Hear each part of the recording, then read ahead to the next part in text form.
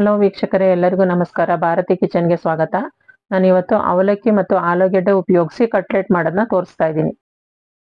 ನಾನು ಇವತ್ತು ಕಟ್ಲೆಟ್ ಮಾಡೋದಕ್ಕೆ 2 ಕಪ್ ಗಟ್ಟಿ ಅವಲಕ್ಕಿ ತಗೊಂಡಿದ್ದೀನಿ. ಅದನ್ನ ಒಂದು ಬೌಲ್ಗೆ ಹಾಕೋತಾ ಇದ್ದೀನಿ. ಅವಲಕ್ಕಿನಲ್ಲಿ ಸ್ವಲ್ಪ ಧೂಳೆಲ್ಲ ಇರುತ್ತೆ, ಅದಕ್ಕೆ ಸ್ವಲ್ಪ ನೀರು ಹಾಕ್ಬಿಟ್ಟು ಒಂದೆರಡು ಸಲ ಚೆನ್ನಾಗಿ ತೊಳ್ಕೊಬೇಕು. ಅವಲಕ್ಕಿ ತೊಳ್ಕೊಂಡಾದ್ಮೇಲೆ ಈ ಥರ ಮೇಲೆ ಸ್ವಲ್ಪ ನೀರು ಚಿಮುಕಿಸಿ ಒಂದು 10 ನಿಮಿಷ ನೆನೆಯೋದಕ್ಕೆ ಬಿಡಬೇಕು. ನೋಡಿ, ಈಗ 10 ನಿಮಿಷ ಆಗಿದೆ. ಅವಲಕ್ಕಿ ಚೆನ್ನಾಗಿ ನೆಂದಿದೆ. ಈ ತರ ಸಾಫ್ಟ್ ಆಗಿ ಇರಬೇಕು. ಈಗ ಇದನ್ನ ಒಂದ್ ಕಡೆ ಎತ್ತಿಟ್ಕೋತಾ ಇದ್ದೀನಿ.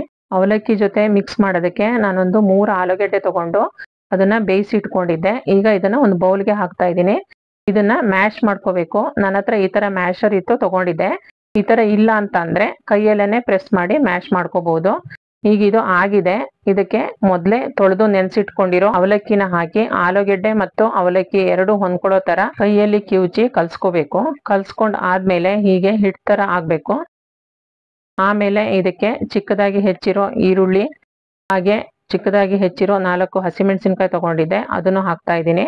ಆಮೇಲೆ ಸ್ವಲ್ಪ ಕೊತ್ತಂಬರಿ ಸೊಪ್ಪು, ಸ್ವಲ್ಪ ಕರಿಬೇವಿನ ಸೊಪ್ಪು, ಆಮೇಲೆ ಅರ್ಧ ಕಪ್ ಬಟಾಣಿ. ಇದು ಒಣಗಿರೋ ಬಟಾಣಿ. ನಾನು ಇದನ್ನ ಒಂದು 6 ಅವರ್ಸ್ ನೆನೆಸಿ ಬೇಯಿಸಿ ತಗೊಂಡಿದ್ದೀನಿ. ಹಸಿ ಬಟಾಣಿ ಇದ್ರೆ ಅದನ್ನು ಯೂಸ್ ಮಾಡ್ಬೋದು. ಆಮೇಲೆ ಒಣಮೆಣಸಿನ್ಕಾಯಿ ಪುಡಿ 1 ಚಮಚ, ತುರಿದಿರೋ ಶುಂಠಿ ಸ್ವಲ್ಪ, ಅರ್ಧ ಚಮಚ ಅರಿಶಿನ, ಗರಂ ಮಸಾಲ 1 ಚಮಚ, ಅಚ್ಚಕಾರದ ಪುಡಿ 1 ಚಮಚ, ಹಸಿಮೆಣಸಿನ್ಕಾಯಿನೂ ಹಾಕಿದ್ದೆ. ಖಾರನ ನಿಮ್ಮ ರುಚಿಗೆ ಅನುಗುಣವಾಗಿ ನೋಡ್ಕೊಂಡು ಹಾಕೊಳ್ಳಿ. ಹಾಗೆ 1 ಚಮಚ ಜೀರಿಗೆ, ಆಮೇಲೆ 3 ಚಮಚದಷ್ಟು ಕಡಲೆ ಹಿಟ್ಟು.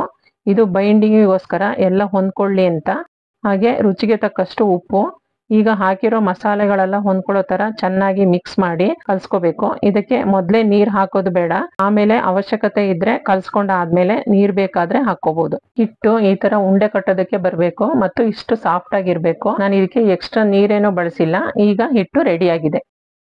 ಆಮೇಲೆ ಕೈಗೆ ಹಿಟ್ಟು ಅಂಟಬಾರದು ಅಂತ ಸ್ವಲ್ಪ ಎಣ್ಣೆ ತಗೊಂಡು ಕೈಗೆ ಸವರ್ಕೋತಾ ಇದ್ದೀನಿ. ಈಗ ಸ್ವಲ್ಪ ಹಿಟ್ಟನ್ನ ತಗೊಂಡು ಈ ತರ ಉಂಡೆ ಕಟ್ಕೋಬೇಕು. ಆಮೇಲೆ ಹಿಟ್ಟಿನ ಉಂಡೆನ ಕೈಯಲ್ಲಿ ಇಟ್ಟು ಈ ತರ ಪ್ರೆಸ್ ಮಾಡ್ಬೇಕು. ಫ್ರೈ ಮಾಡೋದಕ್ಕೆ ಸುಲಭ ಆಗ್ಲಿ ಅಂತ ನಾನೊಂದು 8 ಉಂಡೆನ ತಗೊಂಡು ಈ ತರ ಪ್ರೆಸ್ ಮಾಡಿ ರೆಡಿ ಇಟ್ಕೊಂಡಿದ್ದೀನಿ. ಹಿಟ್ಟು ಪ್ರೆಸ್ ಮಾಡಿದಾಗ ಮಧ್ಯ ಸ್ವಲ್ಪ ದಪ್ಪನಾಗಿ ಮತ್ತು ತುದಿಗೆ ಸ್ವಲ್ಪ ತೆಳುವಾಗಿ ಈ ಹದಕ್ಕೆ ಇರಬೇಕು. ಫ್ರೈ ಮಾಡೋದಕ್ಕೆ ನಾನೊಂದು ಫ್ರೈ ಪ್ಯಾನ್ ಇಟ್ಕೊಂಡಿದ್ದೀನಿ. ಇದಕ್ಕೆ ಸುಮಾರು 5 ರಿಂದ 6 ಚಮಚ ಎಣ್ಣೆ ಹಾಕ್ತಾ ಇದ್ದೀನಿ. ಇದಕ್ಕೆ ಡೀಪ್ ಫ್ರೈ ಮಾಡೋ ಅಷ್ಟು ಎಣ್ಣೆ ಏನೋ ಬೇಕಾಗಲ್ಲ. ಎಣ್ಣೆ ಕಾದಿದೆ. ಈಗ ರೆಡಿ ಇಟ್ಕೊಂಡಿರೋ ಕಟ್ಲೆಟ್ನ ಒಂದೊಂದೇ ಹಾಕ್ತಾ ಇದ್ದೀನಿ. ಫ್ಲೇಮ್ನ ಸ್ವಲ್ಪ ಲೋ ಟು ಮೀಡಿಯಂ ಆಗಿ ಇಟ್ಕೋಬೇಕು.